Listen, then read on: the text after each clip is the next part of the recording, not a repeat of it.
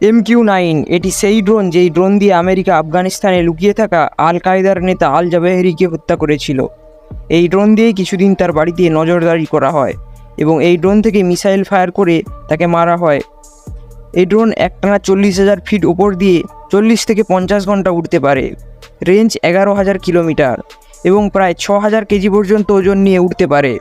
ভারতের রাজস্থান থেকে যদি এটি ওড়ানো হয় তবে ফ্রান্সের রাজধানী প্যারিসে বোমা হামলা করতে পারবে এটি, এবং নিচ দিয়ে দেখলে যদি কেরালা থেকে এটা ওড়ানো হয় তাহলে আফ্রিকার যে কোনো দেশে হামলা করতে পারবে।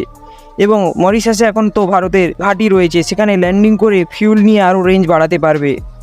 এদিকে যদি আমরা দেখি তাহলে রাশিয়া পর্যন্ত রেঞ্জ পুরো চীন এর রেঞ্জে রয়েছে। চীনের যে কোনো জায়গায় হামলা করে আবার ফিরে আসবে এবং চীন টের পর্যন্ত পাবে না। আমেরিকা থেকে প্রায় 31টি কিনেছে, যার মধ্যে আর্মি, নেভি এবং এয়ারফোর্স ভাগ করে নেবে। এবং 2 রকমের ভেরিয়েন্ট কিনছে ভারত।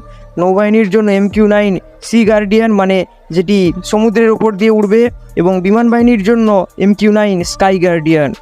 এই ড্রোন ভারতে আসার ফলে ভারতের ক্ষমতা যে বেড়েছে এতে কোনো দ্বিধা নেই।